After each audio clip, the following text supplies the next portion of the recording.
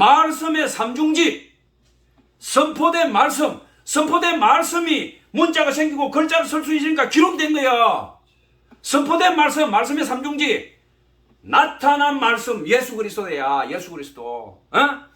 창세기부터 이사야부터 하나님의 약속한 그 예언 메시아가 육신이 돼서 이 땅에 왔단 말, 성육신 했단 말, 인카네이션. 나타난 말씀, 예수 그리스도. 말씀의 삼중지 두 개 나왔지? 기록된 말씀, 선포된 말씀. 그러면 나머지 하나는 뭐냐?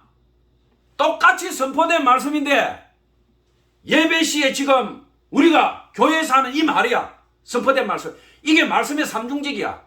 선포된 말씀은 구약부터 계속 선포된 건데 그거는 기록된 성경이야. 기록된 성경. 구약에 선포된 말씀은 쓰여진 성경. 구약에 선포된 말씀, 쓰여진 말씀. 그러니까 성경이야. 성경. 나타난 말씀, 예수 그리스도. 그 다음에 마지막에 뭐냐? 예배시, 설교시에 선포되는 말씀. 이게 말씀의 삼중지예요. 말씀의 삼중지. 우리가 인간 대 인간으로 논쟁할 수 있고 감도 넓어갈 수 있어요. 그러나 예배시에 하나님께 올라가는 거룩한 예배시에 선포되는 말, 이단도 자기들 말씀 선포하죠. 그건 저주예요. 저주. 왜? 말씀을 변개시킨 거니까. 그렇잖아요. 성경 해방죄야. 기록된 말씀을 더하거나 빼지 마라 그랬지. 그러면 설명하기 위해서 자기가 풀어서 하는 건 괜찮아. 그러나 말씀을 똑바로 전달하지 않고 변개해서 옆으로 가게 만든다. 말씀을 섞게 한다. 미혹해서 양떼를 구덩이에 빠뜨린다. 그 성경 해방죄. 말씀을 변개시킨 거야. 그 저주받는 거야. 요한계시록에 있잖아. 그런데 주의 종, 목사, 선교사, 예수의 피와 살을 먹은 주의 종이 하나님 앞에 예배를 인도하면서 말씀의 삼중지, 기록된 말씀, 나타난 말씀, 선포되는 말씀, 말씀의 삼중직을 가지고 하는데 그 댓글을 갖다가 인신공격을 하고 말도 안 되는 쌍소리를 적어놓고 내가 사주를 받았으니까 뭐 돈을 몇 번 받았는지 모르지만 그런 식으로 나는 모르고 적었다. 절대로 하나님의 말씀에 대적하고 예배시에 주의 종이 똑바로 성령의 감동으로 말씀을 전하는데 거기에 대대고 인신공격하고 더러운 댓글 적고 예수님께서 얘기했죠. 너희들이 나 예수 그리스도, 예수 죽일 놈, 예수 더러운 놈, 그거는 제가 사해진다 이 말이야. 그러나 하나님께서 하시는 성령의 일을 너희들이 대적하거나 성령을 말로 거역하면 성령 해방죄는 이 땅과 내세에서도 구원받을 수 없다. 예수님께서 분명히 이야기했어요. 왜? 예수님이 문둥병자나 봉사나 안전뱅이를 일으키는 막 고치고 하나님을 하니까 바리새인부터 종교지도자들이 뭐라고 했어요? 저 바알세울의 힘을 빌어서 저거 한다. 바알세울의 힘을 빌어서. 바알세울이 뭐예요? 귀신의 대장이 귀신의 대장. 유태인들은 바알세울은 뭐냐? 파리 대장이 파리. 유태인들은 그런 위트가 있어요. 우리는 마귀사단 이러면 겁을 내는데 유태인들은 어떻게 하느냐? 우리는 하나님의 자녀다 이거야. 마귀 대장 그거 파리 대왕이다. 파리 대 바알세울.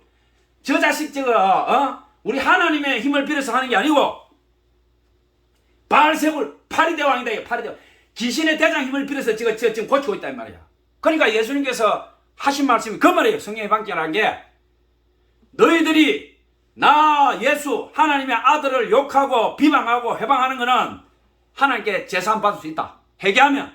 그러나 지금 내가 한 이 일은 내가 한 게 아니고 하나님의 거룩한 성령의 힘으로 한 거다 이 말이야.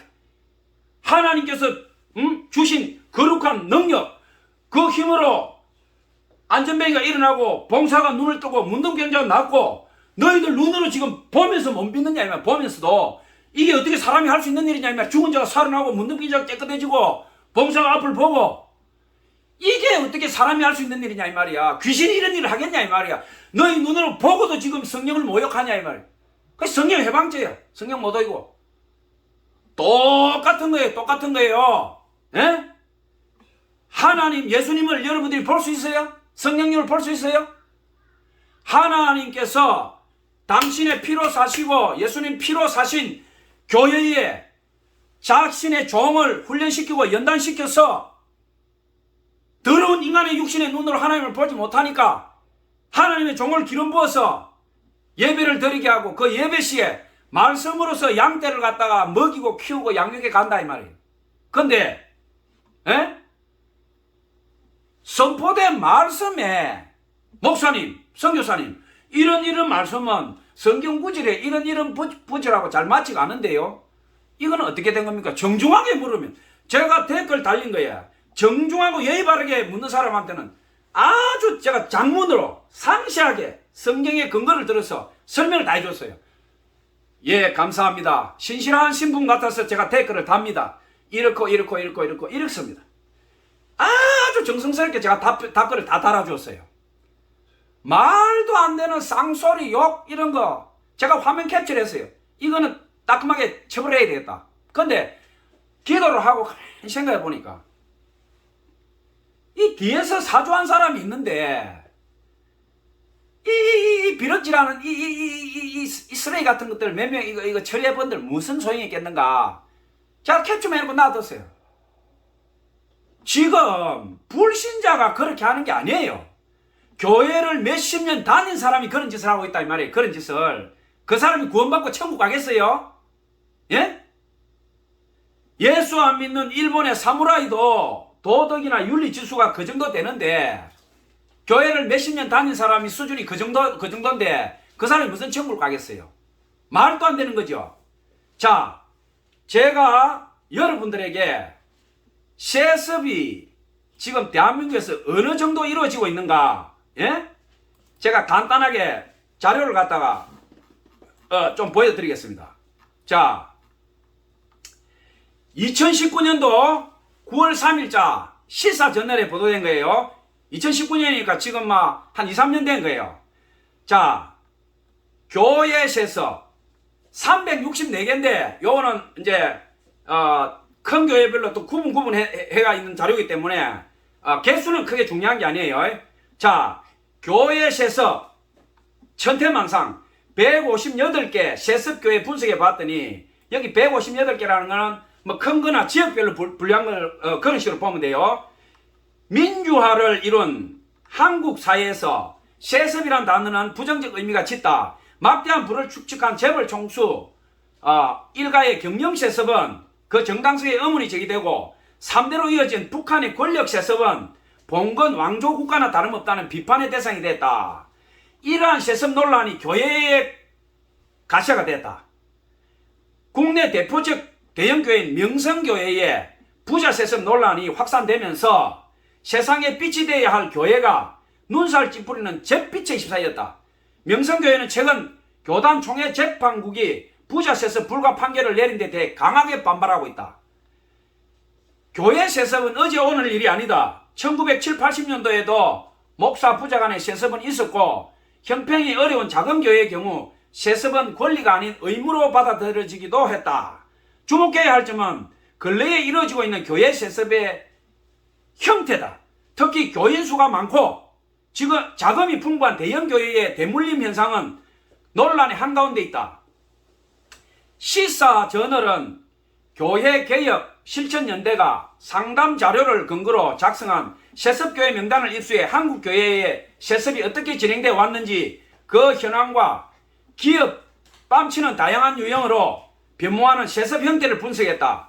이와 함께 세습 이면에 도사리고 있는 교회 권력의 막강한 영향력과 이로 인해 지속되고 있는 부패사슬의 실태를 추적했다. 자, 지금 우리나라의 세습이 어느 정도로 되고 있는지 한번 보자 이 말이에요. 제가 그냥 얘기하는 것과 객관적으로 매스컴에서 기자가 철저하게 분석해 놓은 걸 한번 보자 이 말이에요. 지금 우리 교회 꼴을. 자, 2000년대 수도권에서 세습 교회가 급증했다.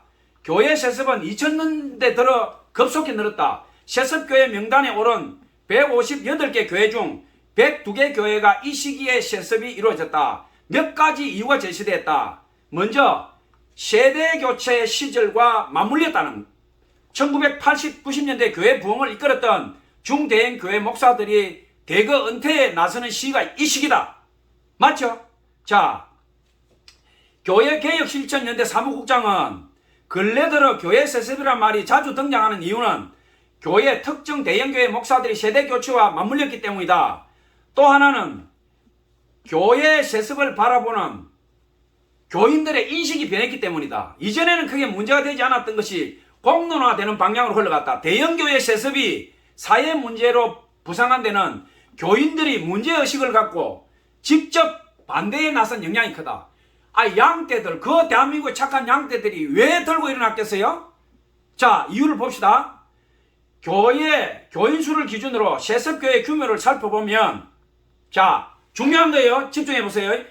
1000명 이상인 교회가 50세계에 이른다. 1000명 이상 되는 교회가 50세계나 지금 세습을 했다는 거예요. 지금도 많이 이루어졌겠죠. 밝혀지지 않는 데도 있고. 자, 5000명 이상인 교회가 6개, 10,000명 이상인 교회도 8개나 있다. 명성교회와 함께 광림교회, 유명한 교회죠. 금남교회, 김홍도 목사죠. 서울 성락교회, 대표적인 세습교회다. 지역별로는 수도권이 압도적으로 많다. 서울에 58개, 인천 경기가 66개로 합치면 124개 교회가 이곳에 있다. 80%가 서울, 인천에 다 포진하고 있다는 거죠. 대형 교회 10,000명 이상 8개 교회도 여기에 있다. 자, 교회 세습의 형태도 달라졌다. 2000년대까지는 자녀에게 곧바로 교회를 물려주는 직접 세습이 주를 이뤘고, 2000년대 들어서서는 다양한 유형의 변칙 세습이 횡행하고 있다. 자, 어떤 거냐? 명성교회가 속한 교단 대한예수교 장로회 통합, 예장통합은 2013년 이른바 세습금지법을 제정했다. 하도 교회를 물려주고 변칙을 하고 난리를 치니까 대한민국에서 가장 큰 교단이라고 하는 대한예수교 장로회 통합에서 2013년도에 세습금지법을 만들었다 이거예요. 지금 명성교회는 2013년도 3월 경기도 하남에 나오죠. 새노래 명성교회를 분립하면서 김삼환 담임 목사의 아들 김하나 목사를 이 교회 담임 목사로 내정했다. 세습을 향한 첫걸음이었다. 이후 명성교회는 2015년 12월 김삼환 목사가 정년 퇴임한 지 2017년 3월 19일 아들 김하나 목사의 위임 목사 청빙을 결의했다. 위임 목사나 담임 목사를 청빙 안 하고 자기가 은퇴하고 2년 3년 동안 설교하면서 버티다가 자기 아들한테 줘버렸다 이 말이에요. 교회를 따로 만들어가 합병하는 식으로, 기업에 하던 식으로. 지교회 세습과 통합 세습은 이와 유사한 형태를 띈다.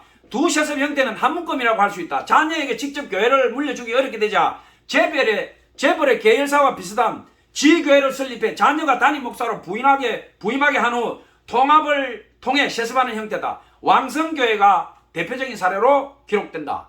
길자연 목사죠. 총회장도 했고 유명한 목사죠. 한의사 출신 목사. 목소리 저음으로 깔아가지고 그렇게 무게 잡더니 결국 자식한테 세습하고 온 세상에 따가운 눈총을 받고 있는 거죠. 왕성교회는 2003년 지교회 형태로 과천 왕성교회를 세우고 길자인 담임 목사의 아들 길요나 목사를 이 교회 담임 목사로 파송했다. 9년이 흐른 뒤 왕성교회는 과천 왕성교회와 합병을 시도했다. 몇 차례 우여곡절 끝에 합병이 성사시킨 후 2012년 10월 길요나 목사를 담임 목사로 청빙했다. 변칙 세습 형태는 이 외에도 다양하다. 교회 세습 반대 운동 연대에 따르면 우선 눈 가리고 왕하는 징검다리 세습이 있다. 할아버지 목사가 손자에게 세습하고, 기가 막히죠. 좀 더 복잡한 교차 세습도 있다. 교차 세습은 뭐냐? 네 아들 내 교회에 오고 내 아들 네 교회에 가는 거야. 이러면 세습 아닌 거죠. 기가 막히지 않습니까? 그러면 교회 차이가 난다. 내 교회는 500명이고 저 교회는 그러면 300명이다. 200명분 헌금 개수해가지고 돈으로 주고 받는 거예요. 기가 막히지 않습니까? 대한민국에서 지금 이런 일이 일어나고 있어요. 일부 교회가 아니야. 일부 교회가 우리가 흔히 하는 말로 기울어진 운동장을 해요. 기울어진 운동장. 지금 운동장이 기울어져 있단 말이에요. 교회가. 이렇게 못하는 놈만 바보 아니냐 이거야. 대놓고 하는 놈도 있는데 법을 위반해가면서 예수님의 피로 사신 교회를 더러운 목사들이 사유화하고 왜 아들에게 물려주느냐. 여기 보면 매스컴에서 그 진단을 해놨어요. 교회의 논리는 대동소이하다 이거예요. 여러 이유를 대지만 교회 물려주는데 목사가 뭐냐, 교회 안정을 나팔 분 다음에 교회 안정은 다른 사람 오면 교회가 안정이 안 된다 이 말이야. 그런데 교회개혁실천연대나 이런 사람들이 분석을 해보니까 매스컴 기자들이 보니 그게 아니더라는 거야. 그게 뭐냐, 교회 안정이라는 그럴싸한 주장 이면에 대부분 외부로 드러나지 않는 교회의 속사정이 있다. 절대 권위를 위임받은 목사의 대표적이고 독단적인 교회 운영, 이로 인해 발생한 부정부패, 의혹과 갖가지 주문들, 이를 덮고 가기 위해서는 세습이 가장 좋은 선택이라고 생각한 것이다. 요게 정답이라 이 말이에요. 요게 PD수첩 500억 비자금부터 선교지 가가지고 수십억 수백억 돈 삥을 뜯고 그 돈이 어디로 갔는지 대한민국 사법부 검찰선 조사도 안 하고, 에? 아무리 고소를 하고 난리를 쳐도, 에? 일반 가난한 여자가 요즘 뉴스 많이 나오잖아요. 직장도 없고 애를 낳아가지고, 며칠 전에 제가 뉴스를 보니까 슈퍼에서 분유를 18만원인가 17만원 여자가 훔쳤다 이래가지고 경찰이 체포해서 너 절도다 해가 체포가 너 왜 훔쳤냐 하니까 집에 애가 지금 우유를 못 먹고 굶고 있다 이거야. 하도 도둑질하면서 그런 소리를 많이 해가지고 경찰관이 그래도 혹시 모르니까 집에 같이 가보자. 가니까 실제로 그래 돼 있더라 이 말. 그렇게 애가 원룸에 있는데 집에 가니까 기물도 없고 애가 몇 시간을 굶었는지 배가 고파가 빽빽빽 울고 있는데 가니까 분유가 우유통에 다 비어있고, 경찰관이 그거를 보고 차마 그 여자를 체포를 못하고, 그 경찰도 참 착해요. 결혼한 지 얼마 안 돼 신혼이야. 자기도 애를 낳았대. 그거를 보니까 자기 애 생각이 나더라 이 말이야. 그 경찰관이 자기 돈으로 그 우유값을 대준 거예요. 그렇게 하고 그 여자를 절도죄로 신고가 됐으니까 경찰이 지 임의로 못 풀어주잖아. 그러니까 그걸 접수를 해놔놓고 뒤에는 이러지 말아라, 앞으로 선처를 바란다 해라. 그래가지고 그 여자를 갖다가 뒤에 부르면 와라. 경찰관이 할 수 있는 게 한계가 있잖아요. 또 어떻게 해. 일단 접수가 됐으니까 검찰로 서류 넘겨야지. 절도니까. 한번 보세요. 예수를 믿고 안 믿고를 떠나서 우리 사회가 지금 이런 상황인데 교회가 이래가 되겠냐 이 말이에요. 교회가 이래가지고 목사가 이래가 되겠어요? 예? 예수를 믿고 안 믿고 간에 인간으로서 우리가 근본적인 눈물이나 가슴 아픈 거나 통곡이나 인간이라면 우리가 지켜야 될 윤리와 도덕이 있잖아. 어떻게 이런 짓을 하냐 이 말이에요. 어떻게 교회에 헌금하는 사람들이 다 부자예요? 거기 보면 피눈물 나는 사람 많아요. 기초생활 수급자들, 장애인들, 동냥하는 사람도 있어요. 길거리 동냥해가 교회 헌금하는 사람도 있단 말이야. 그런 피 같은 헌금을 가지고 교회에서 이런 짓을 한다 이 말이야.